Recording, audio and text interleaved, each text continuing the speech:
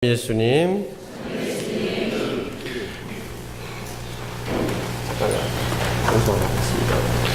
혹시 김병근 씨 따님 계십니까? 네, 지금 아버님이 지금 쓰러지셨답니다. 지금 어디?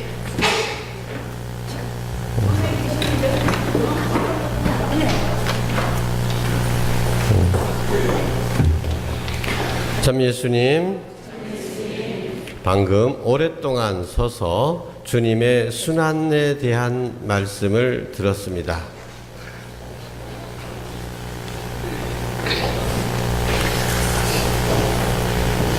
이제 주님의 순환의 시간이 다가오고 있고 예수님께서 우리를 위하여 십자가에 처형되시고 무덤에 묻히실 것입니다. 그러나 우리는 알고 있습니다. 이 순환이 순환으로 끝나지 않고 예수님의 부활로 이어진다는 것을 믿고 있습니다. 그래서 오늘은 예수님 순환에 이미 십자가의 죽음의 뜻에 대해서 잠깐 묵상해 볼까 합니다.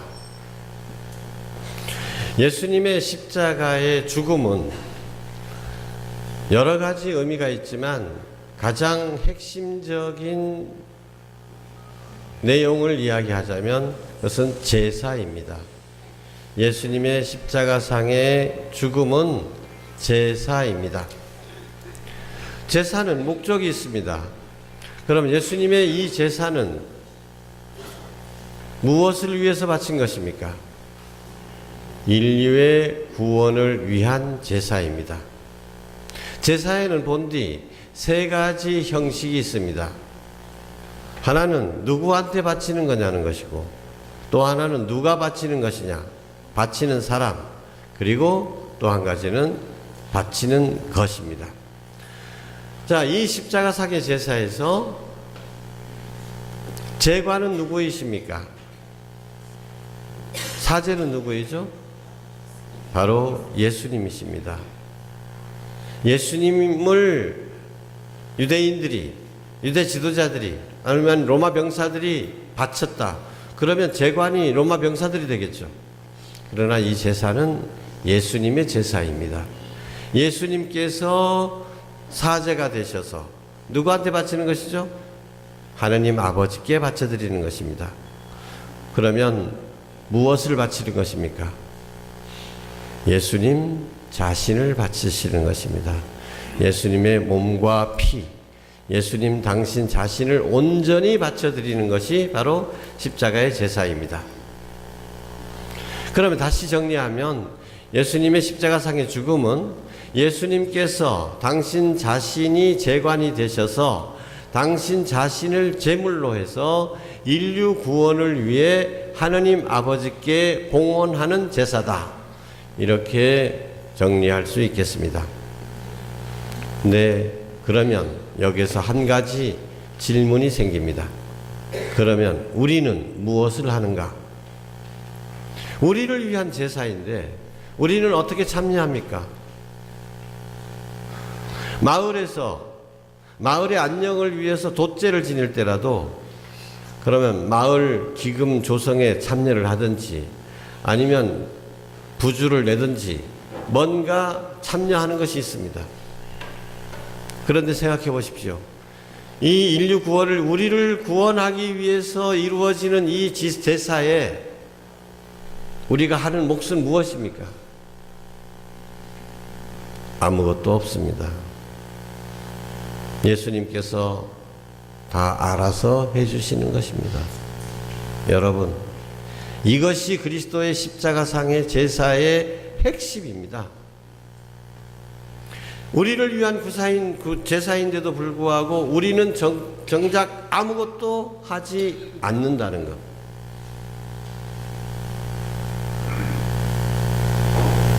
우리 옛말에 굿이라 보고 떡이라 먹는다는 말이 있습니다만은 그보다도 더 합니다. 아무것도 우리가 하는 것은 없습니다. 하느님 아버지께서 우리를 구원하기 위해서 당신 아드님을 우리를 위해서 내어주시고 아드님께서 당신 자신을 십자가에서 저렇게 제물로 바치는 것입니다. 우리가 하는 것이 아무것도 없다는 것. 이것이 복음의 핵심입니다. 이것을 믿고 받아들이는 사람은 이 구원의 제사의 효과를 누릴 수 있다는 것. 이것이 바로 기쁜 소식입니다. 하나님께서 모든 것을 우리를 위해서 마련해 놓으셨습니다. 그래서 이제 우리가 해야 할 일은 단 한 가지입니다. 곧 감사인 것입니다. 오직 감사할 따름입니다. 두 번째 측면에 대해서 한번 생각해 봅시다. 자, 이 제사가 우리를 구원하기 위해서 예수님께서 당신 자신을 바치시는 것이라면 질문입니다. 그러면 꼭 십자가의 죽음이어야 하는가? 예수님께서 꼭 이렇게 죽으셔야만 하는가? 십자가형은 여러분 다 아시다시피 로마 제국 당시에 모든 사람들에게 공포를 주기 위해서 인간이 고안해낼 수 있는 가장 혹독한 형벌이었던 것입니다. 쉽게 죽여주지 않죠. 목을 베거나 목을 달거나 착으로 찌르거나 이렇게 해서 쉽게 죽여주는 것이 아닙니다. 가장 고통스럽게 죽이는 형벌이 십자가이고, 또한 심리적으로 발가벗겨진 채 심할 때는 며칠씩 십자가에 매달린 채 사람들의 조롱거리가 되어야만 했습니다. 그래서 십자가는 저주받은 자의 대명사인 것입니다. 꼭 이렇게 하셔야만 되는가? 예수님께서 우리를 위해서 제사를 바치신다면 손가락 하나만 잘라서 봉헌해도 충분할 텐데 아니죠. 예수님께서 우리를 구원하시고자 한다면 말씀 한마디만으로도 충분히 인류를 구원하고도 남으십니다. 그럼에도 불구하고 왜 하필이면 십자가인가? 그렇게 가시관을 쓰시고 그렇게 매를 맞으시고 못이 박히시고 그렇게 매달려 계시고 한 방울 마지막 한 방울까지 피를 흘리시고 마지막 숨 한 모금 몰아쉬는 것마저도 고통스러워 하시는, 왜 이런 십자가형인가? 십자가형이 아니라도 얼마든지 우리를 구원하실 수 있는데 하필이면 왜 이런 십자가를 택하셨는지를 우리는 물어야 합니다. 예수님, 왜 그러십니까? 왜 그렇게 하셨습니까? 그렇게까지 안 하셔도 되는데 예수님께서 십자가에서 뭐라고 대답하실까요? 나는 내가 나의 이런 십자가를 바라보면서 내가 얼마나 너를 사랑하는지를 네가 깨달을 수 있기를 바란다.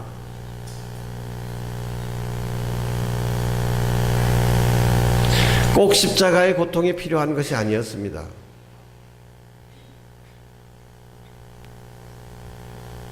그런데 왜? 그것이 바로 사랑이기 때문입니다. 사랑이기 때문입니다. 어제 혼배식이 있었습니다. 그저께 보니까 엄마가 자기 딸 혼배식을 위해 가지고 꺾꽂이도 하고 여러 가지 장식도 준비를 합니다. 엄마의 마음은 어떻습니까? 다른 딸보다도 자기 딸 혼배식에는 조금이라도 더 하려고 이것도 챙기고 저것도 챙기고, 제가 아이고 속으로 좀 불만이 있었어요. 그 모습을 보면서 남들처럼 똑같이 하지 무슨, 이랬더니 신부님은 딸이 없어서 모릅니다.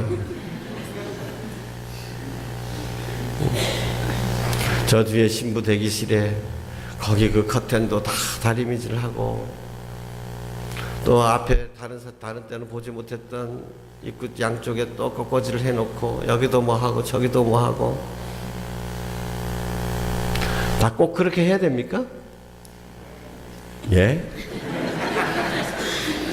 그렇게 안 해도 됩니다. 안 해도 시집 가는 데는 충분하죠. 그러나 엄마의 마음은 어떻습니까? 조금이라도 더 해주고 싶은 겁니다. 자기가 할 수 있는 것 이만하면 된다라는 게 아닙니다. 가능하면 뭐라도 하나라도 더 해주고 싶은 것이 바로 이것이 엄마의 마음이고 이것이 바로 사랑인 것입니다. 옆에 어려운 사람을 도와줄 때는 그러죠. 예를 들어서 제가 대학생인데 대학 등록금이 부족하다. 그래? 도와줘야 되겠구나. 그래. 얼마 부족하냐? 100만 원 부족해? 알았어. 그럼 100만 원 해주지. 이거는 자식한테 하는 것이 아닙니다. 자식은 얼마나 필요한지 그러면 필요한 만큼만 주는 것이 아닙니다. 내가 할 수 있다면 모든 것이라도 다 털어서 다 죽어도 부족해서 더 해주려고 하는 것입니다. 이게 바로 십자가인 것입니다. 예수님께서는 십자가에 못 박히시지 않아도 다른 방법으로도 충분히 우리 인류를 구원하고도 남음이 있지만 그러나 그렇게 하기를 원하지 않으셨습니다. 왜? 우리를 사랑하시기 때문에. 그래서 베풀어 주고도 더 베풀어 주고 싶고 더 베풀어 주고 싶고 다른 사람들이 보기에는 낭비라고 그렇게까지 안 해도 된다고 하는데 이것은 사랑을 모르기 때문에 하는 이야기죠.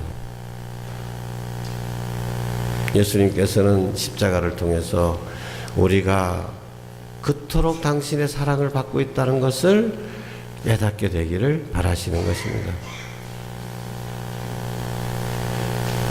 우리가 뭔데? 우리가 당신을 위해서 무엇을 했다고 주님께서 이렇게까지 나를 사랑하십니까? 오직 감사할 뿐입니다.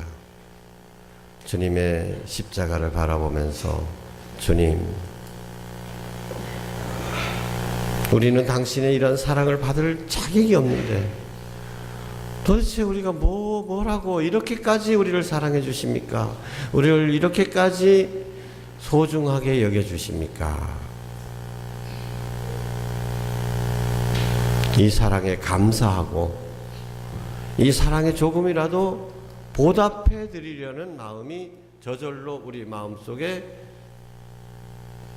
솟구치게 되는 것입니다.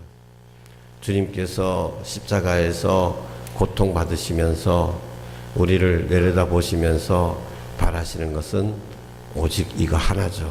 당신의 사랑을 깨닫고 감사하며 당신의 사랑 안으로 들어오는 것. 우리가 예수 그리스도의 이 크신 사랑에 젖어들게 되면 그때부터 우리의 삶은 변하게 되는 것입니다. 이 변화된 우리의 삶이 바로 부활의 시작인 것입니다. 아멘.